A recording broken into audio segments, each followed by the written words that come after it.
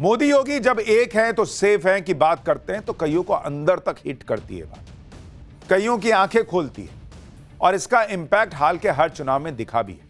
लेकिन कई लोग अब भी ऐसे नशे में हैं शायद कि उन्हें देश और दुनिया की कई चुनौतियां शायद दिख ही नहीं रही।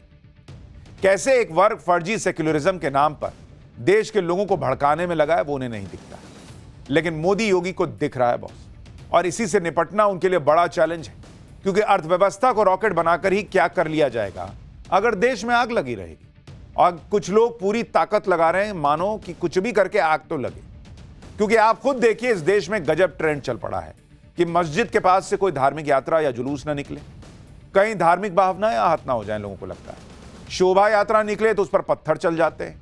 एक नहीं अनेकों ऐसी तस्वीरें आ चुकी हैं जब शोभा यात्रा निकालने वाले पहले पत्थर खाते हैं, फिर फर्जी सेक्युलरिज्म वाली जो जमात है उससे गाली खाते हैं कि कायदे से शोभा यात्रा क्यों नहीं निकाली मस्जिद के पास से। इतना ही नहीं, अब तो जुमे की नमाज के दिन होली संभल कर खेलने के लिए कहा जा रहा है कि कहीं धार्मिक भावनाएं आहत ना हो जाए।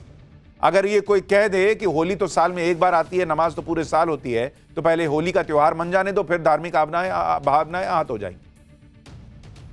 मतलब हिंदू अपने धर्म की यात्रा निकाले तो पहले चेक कर ले कि रास्ते में कोई मस्जिद, कोई ऐसी जगह तो नहीं आ रही जहां हंगामा हो जाए, कोई ऐसा रूट तो नहीं है जिसमें धार्मिक स्थल आ रहे हो दूसरे धर्मों के।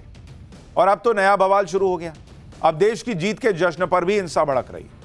अब तो क्रिकेट में जीत पर अगर कोई जश्न मनाने सड़क पर निकले तो उस पर भी पथराव हो जा रहा है। आरोप लग रहा है कि मस्जिद के पास जश्न मना तो पत्थर चल गए। अगर क्रिकेट में टीम इंडिया की जीत पर पाकिस्तान में टीवी टूटे, पाकिस्तान में बवाल हो तो समझ में आता है, लेकिन अगर भारत के अंदर टीम इंडिया के जश्न से चिढ़कर कोई हिंसा पर उतर आए, आगजनी करने लगे या पत्थरबाजी करने लगे, तो सवाल तो पूछा ही जाएगा कि आखिर भारत में रहकर किसको भारत की जीत से दुख हो रहा है, वो कौन है जिसे देश की जीत में अपनी हार दिखती है। और फिर यह सवाल भी है कि ऐसे लोगों का इलाज क्या है पीएम मोदी और योगी के पास। क्योंकि आप देखिए कि कल जैसे ही टीम इंडिया चैंपियंस ट्रॉफी जीतकर वहां पर मैदान पर उतरी, वैसे ही पूरा देश जश्न में डूब गया। लोग सड़कों पर आ गए, आतिशबाजी करने लगे, डांस करने लगे। ऐसा ही जश्न मध्य प्रदेश के इंदौर जिले के महू कस्बे में भी मनाया जा रहा है। लेकिन बॉस, यहां तो लोग जश्न मना रहे थे और उन्होंने सपने में भी नहीं सोचा होगा कि अपने ही देश में, अपने ही देश की जीत पर कोई इतना गुस्से में होगा कि उन पर पत्थर चला दे। भयंकर बवाल मच गया। टीम इंडिया के जश्न पर बवाल करने वाले कौन थे, उनके चेहरे आपको दिखाऊंगा। साथ ही आपको यह भी बताऊंगा कि संभल में पहले होली फिर नमाज के फॉर्मूले से कैसे दिक्कत हो रही है। सीएम योगी ने संभल के सीईओ का समर्थन किया तो कैसे पूरा इकोसिस्टम पॉपकॉर्न की तरह उछल रहा है। दुबई से कश्मीर तक भारत की जीत पर क्या हुआ यह भी दिखाऊंगा। लेकिन पहले कल रात टीम इंडिया की चैंपियंस ट्रॉफी जीतने के बाद देश में जो बवाल मचा उसकी एक झलक देखिए।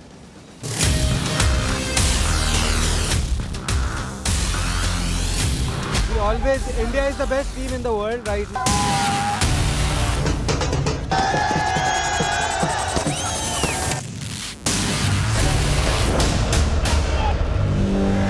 मुसलमान ने शुरुआत किसी हाल में नहीं की है।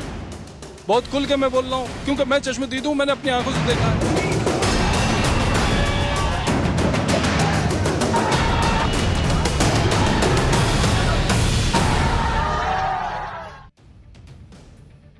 रविवार की रात पूरे देश में भारत की जीत का जश्न मनाया गया। लोगों ने आतिशबाजी की, लोगों ने पटाखे फोड़कर जबरदस्त तरीके से भारत की जीत का जश्न मनाया। सड़कों पर भारी भीड़ निकल आई। वो भी क्यों ना, चैंपियंस ट्रॉफी कोई छोटा मोटा इवेंट तो था नहीं। टीम इंडिया ने जब T20 वर्ल्ड कप जीता था तब भी इसी तरह से जश्न मनाया गया था। क्रिकेट फैंस के इस जश्न से कुछ लोग शायद चिढ़ भी गए होंगे, क्योंकि इंदौर के महू में जीत की खुशी मनाते लोगों पर पथराव की खबरें आई। इंदौर के पदक मोहल्ले में भारत की जीत का जश्न मनाते लोगों ने बाइक रैली निकाली। रैली में कई लोग बाइक्स पर सवार होकर नारेबाजी करते हुए जीत की खुशी मना रहे थे। उनके हाथ में तिरंगा था, जुबान पर भारत माता की जय के नारे थे। जैसे ही ये रैली जामा मस्जिद के पास आई तभी हंगामा शुरू हो गया। मस्जिद के पास काफी देर तक हंगामा होता रहा, माहौल तनावपूर्ण हो गया। अचानक वहां भगदड़ जैसे हालात बन गए। मस्जिद से कई लोग निकलते हुए दिखे और अचानक नारेबाजी होने लगी, और उसके बाद बाइक रैली निकाल रहे कुछ लोग बचने के लिए भागते हुए दिखे। जरा एक बार फुल फ्रेम तस्वीरें दिखाएं।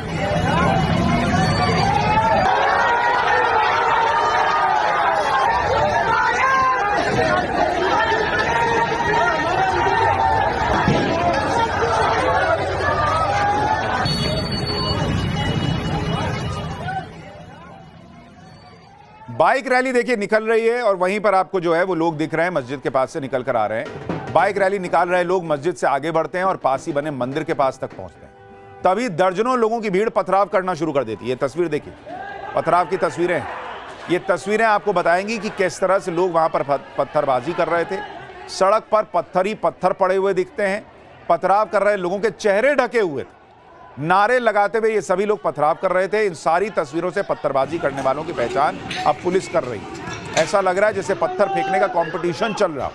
इस तरह की तस्वीरें आपने हाल में कश्मीर में देखी होंगी। कश्मीर में भी हाल में नहीं देखी होंगी। एक वक्त था जब कश्मीर में ऐसी तस्वीरें होती। कश्मीर में तो पत्थरबाजी बंद हो गई, लेकिन देश में अलग अलग जगहों पर कश्मीर वाला पत्थरबाजी मॉडल अपनाया जा रहा है। पथराव की आप ये एक और तस्वीर देखिए। इसमें भी आपको गली के दूसरे हिस्से से दिख रहा है कि पत्थर चल रहा है। ये देखिए आप, इधर भी, अरे इधर, ये देखिए किस जबरदस्त तरीके से पत्थर चलाए जा रहे हैं। गली के अंदर से किसी ने ये वीडियो बनाया है। कोई डर नहीं, कोई भय नहीं, पत्थर फेंके जा रहे हैं बिना ये सोचे कि इस तरह से किसी का सिर फूट सकता है, किसी की जान तक जा सकती है। पत्थर फेंकने वाले कौन है, इसकी जांच अब पुलिस कर रही है। इसी बीच कल रात की घटना का एक सीसीटीवी फुटेज भी सामने आ गया है।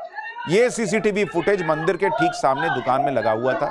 सीसीटीवी कैमरा लगा हुआ था जिसकी आप दाहिने तरफ तस्वीर देख रहे हैं। देखिए उस कैमरे को भी तोड़ने की कोशिश की। कैसे अचानक सैकड़ों की भीड़ मंदिर के पास जमा हो गई वो भी दिखता है। पथराव शुरू हो गया वो भी दिखता है। और पथराव करने वालों ने सीसीटीवी को भी निशाना बनाया और आखिर में सीसीटीवी को तोड़ भी दिया। मंदिर के ठीक सामने खड़ी गाड़ी को भी उपद्रवियों ने आग के हवाले कर दिया। हालांकि इस आगजनी और पथराव में मंदिर को कोई नुकसान नहीं हुआ, लेकिन सवाल यह कि मंदिर के पास आकर पथराव करने के पीछे वजह क्या थी। मंदिर के पास जिस तरह से आगजनी की गई वो बेहद डरावनी थी। आसपास के लोग घरों में छिपकर सब देख रहे थे। सड़क पर करीब 15 से 20 मिनट तक ये भयंकर हंगामा चलता रहा। आसपास की कई गाड़ियों को आग के हवाले कर दिया गया। जरा वहां से ग्राउंड रिपोर्ट देखिए और सोचिए कि कितने भयंकर अंदाज में यह हमला वहां पर हुआ। हिंदुस्तान की जीत का जश्न कुछ लोग मना रहे थे। जामा मस्जिद के पास से जुलूस निकला और पथराव शुरू हो गया। पथराव आसपास के क्षेत्रों में भी हो गया। ये जो पूरा इलाका है ये जद में आ गया। तमाम जो मुस्लिम पक्ष के लोग थे वो इकट्ठा हो गए। 500 से 700 की संख्या में लोग इकट्ठा हुए और आगजनी और पथराव शुरू कर दिया। यहाँ पर एक मंदिर भी है जिसके बाहर जो गाड़ियां खड़ी थी उनको डैमेज किया गया, उनको जलाने की कोशिश की गई। ये देखिए पूरा जो इलाका है पूरा जो है डैमेज आपको नजर आएगा। यहाँ पे जो कारें खड़ी थी प्रशासन की ही कारें थी वो डैमेज हो गई। हालांकि अच्छी बात यह है कि मंदिर सुरक्षित है, मंदिर को किसी तरह का नुकसान नहीं हुआ।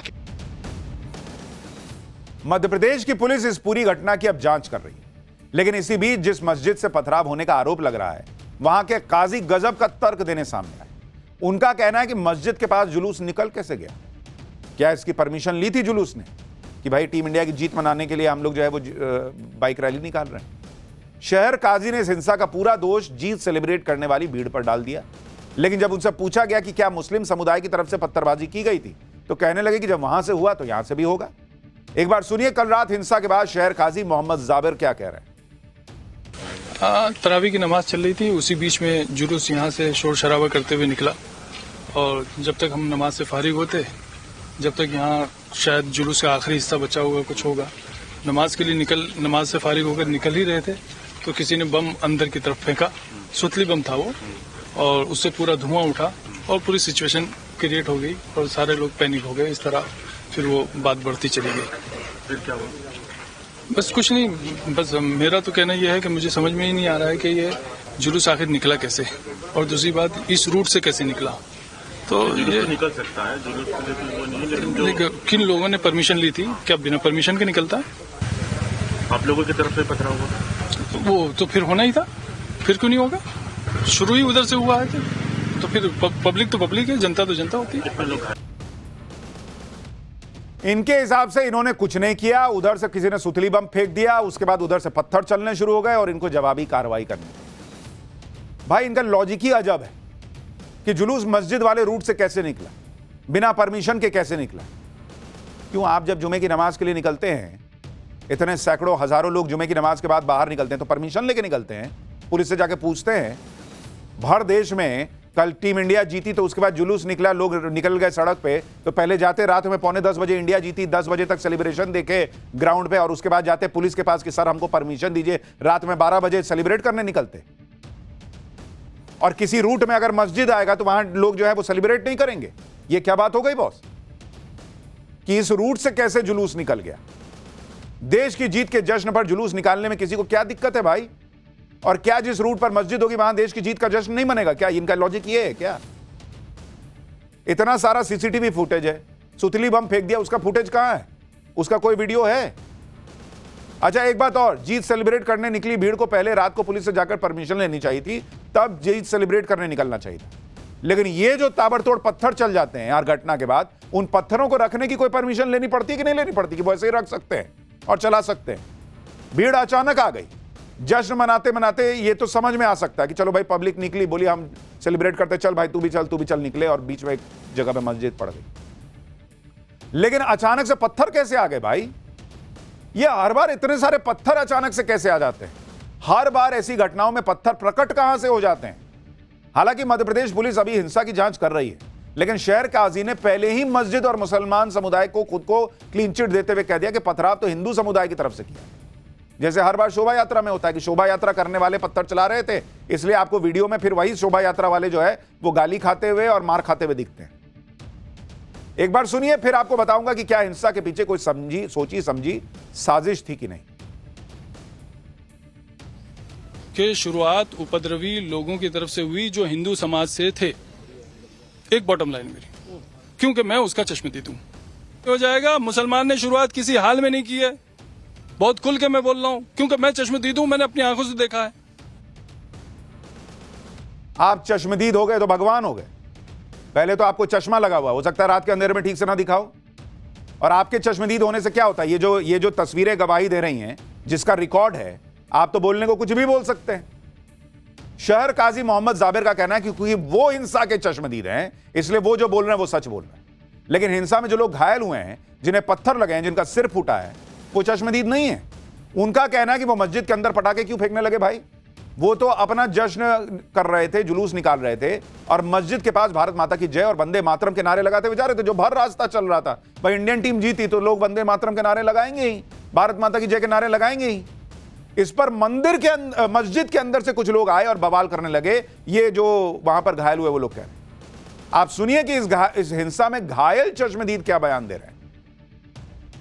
में सर रैली निकाल रहे थे, रैली निकालने के बयान ये हुआ सर, मस्जिद के सामने हमारा जाना हुआ, वंदे मातरम भारत माता की जय हम नारे लगा रहे थे, तो उनको इस चीज़ से प्रॉब्लम हो गई। इतनी सी देर में मस्जिद के अंदर से बहुत लोग सर बाहर आए और बोलने लग गए कि आप यहाँ पे नारा मत लगाओ, ये मत करो, वो मत करो। सर हिंदुस्तान में रह के क्या भारत माता की जय बोलना गलत है या वंदे मातरम बोलना गलत है? सर इसी वजह से भगदड़ मची, और भगदड़ मचने के बाद सर बहुत सारे लोग आ गए, वो एकदम से टूट गए। भाई मेरे साथ में ही था, भाई को गिरा के वो मारना चालू कर दिया। देखिए इनको भी चोट लगी है यहाँ पर, और इनसे भी जानते हैं क्या वजह रही आपको मारा पीटा। आपने क्या मस्जिद के अंदर कोई पटाखा फेंका था, सुतली बम फेंका था, आपकी तरफ से कुछ ऐसा घटनाक्रम? हमारी तरफ से कुछ भी नहीं था, हमारा तो रैली निकल रही थी वहां से। हमारा खाली ये था कि वंदे मातरम नारा मत लगाओ, उनका कहना ये था। हम भारत माता की जय वंदे मातरम नारा लगा रहे थे, वो बोलते कि यहाँ पे ये नारा मत लगाओ, यहाँ से चुपचाप लिख लो। ना ये कौन सी बात होती? हम हमारे देश में रहे, हमारे देश में रहे कि हम भारत माता की जय नहीं बोलेंगे तो क्या बोलेंगे? अच्छा कमाल की बात देखिए, शहर काजी कह रहे हैं कि उनके सामने सब हिंदू पक्ष ने किया, लेकिन शहर काजी का बाल भी बांका नहीं हुआ। लेकिन जो पत्थर चलाने वाले हिंदू थे, जो सुतली बम फेंकने वाले हिंदू थे, उनका माथा फूटा हुआ है, उनका खून निकल रहा है, कट लगा हुआ है।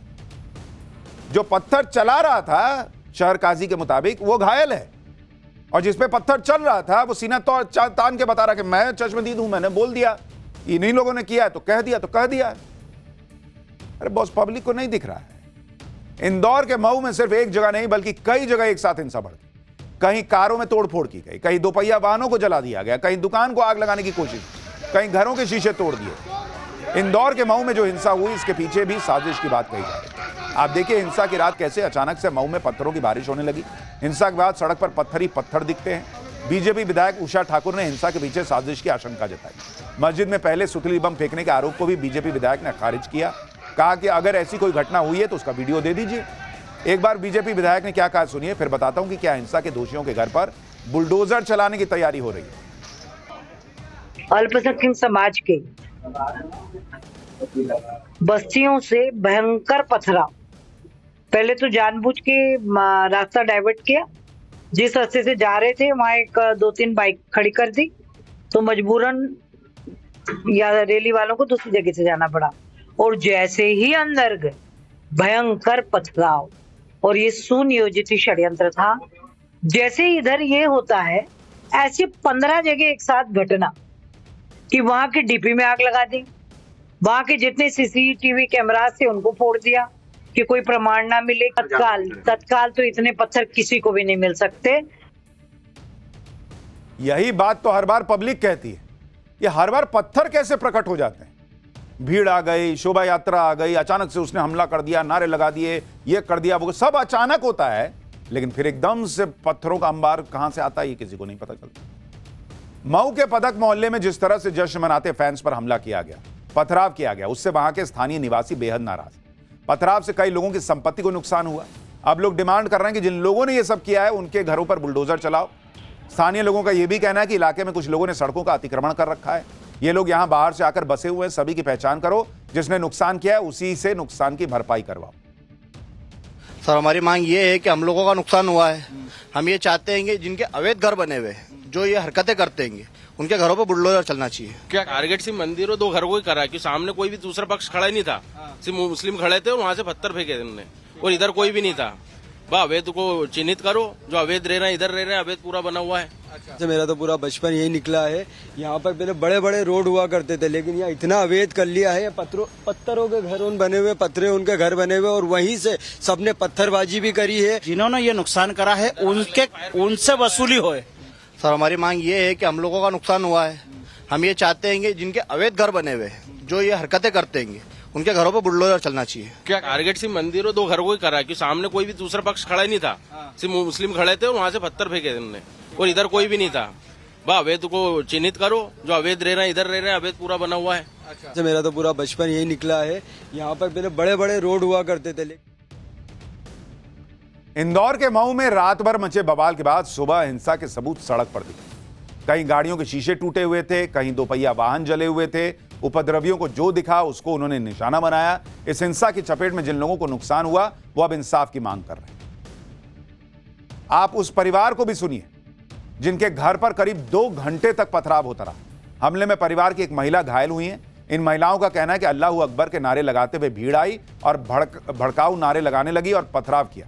सुनिए एक बार। एक पत्थरों की पूरी श्रृंखला है यहाँ पर, जहां नजर जा रही है पूरे घर में पत्थर बिखरे पड़े हैं। ईंट जो बड़े बड़े बट्टे होते हैं वो, इसके अलावा टाइल्स के टुकड़े ये आपको नजर आएंगे। और अब घर के अंदर की तस्वीर मैं आपको दिखाना चाहूंगा। जो घर के लोग हैं वो अभी भी इन पत्थरों को समेट रहे हैं। बहुत सारे पत्थर बड़ी तादाद में यहाँ पर समेट कर रखे गए हैं और अभी भी घर के लोग जो हैं ये पत्थर समेट रहे हैं। मोहल्ले की। अच्छा, और कहाँ चोट लगी आपको? पैर में? पैर में लगी है, घुटने में। अच्छा, पैर में घुटने में चोट लगी है आपको। तो अभी तक क्या कार्रवाई हुई और क्या बोल रहे थे जिन लोगों ने पत्थर फेंके? क्या कह रहे थे, क्यों पत्थर फेंक रहे हैं? अरे पत्थर फेंक रहे थे और जन्म से बोल रहे थे, जन्म से राम का। क्या बोल रहे थे? कि बोले राम को बुलाओ, तुम्हारे गाड़ी जल रही है, 4 व्हीलर जल रही है, राम को बुलाओ। और अल्लाह अकबर करते हैं, चिल्लाते हैं बुरे। लोगों ने घर को, गाड़ियों को चलाना चालू करा। सामने कार खड़ी थी, कार जला दिया। नीचे बाइक खड़ी थी। मेडिकल में आग लगाने की कोशिश करी, पूरी आग लगा दी मेडिकल में। घर में घुसने की कोशिश करी, कपड़ा फेंक के जलाने की कोशिश करी। पूरा पथराव 1 से 1.5 घंटे चला। उस 1 से 1.5 घंटे में कोई भी पुलिस यहाँ पे अवेलेबल नहीं थी और पूरी सोची समझी साजिश थी। इंदौर के मऊ में हिंसा के बाद अब हालात काबू में। पुलिस इलाके में गश्त लगा रही है। पुलिस के मुताबिक मऊ में 5 अलग अलग जगह हिंसा हुई। 3 कार, कुछ दोपहिया को आग लगा दी गई। हिंसा के संबंध में 13 लोगों को गिरफ्तार किया गया है। आरोपियों के खिलाफ NSA यानी नेशनल सिक्योरिटी एक्ट के तहत केस दर्ज हो सकता है। हिंसा में 4 लोग घायल। पुलिस हिंसा से जुड़े एक वीडियो को खंगाल रही है और उसी के आधार पर आगे और गिरफ्तारियां हो सकती हैं। पूरे मामले में पुलिस ने 3 FIR दर्ज किए। एक बार हिंसा पर मऊ पुलिस को भी सुनिए, फिर बताता हूं कि इंदौर के अलावा कहां टीम इंडिया के जीत के जश्न पर हंगामा मचा। मैच के बाद कुछ जुलूस निकल रहे थे जिसमें कुछ लोगों ने मस्जिद के बाहर पटाखे चलाए, जिसके बाद दोनों पक्षों में विवाद की स्थिति उत्पन्न हुई और दोनों तरफ से पथराव हुआ। जब भी हिंदू यात्राओं पर पथराव होता था तो ओवैसी जैसे नेता यह तर्क देते थे कि धार्मिक जुलूस की आड़ में भड़काऊ गाने बज रहे थे, इसी वजह से हिंसा होती। लेकिन अब तो क्रिकेट के जीत के जश्न पर भी पथराव हो गया। अब ओवैसी क्या कहेंगे, अब पूरा इकोसिस्टम क्या कहे। और सिर्फ इंदौर में ही जीत के जश्न पर हंगामा नहीं हुआ, तेलंगाना के हैदराबाद के दिलसुख नगर में क्रिकेट फैंस पर पुलिस ने लाठियां भांज दिए आरोप लगा।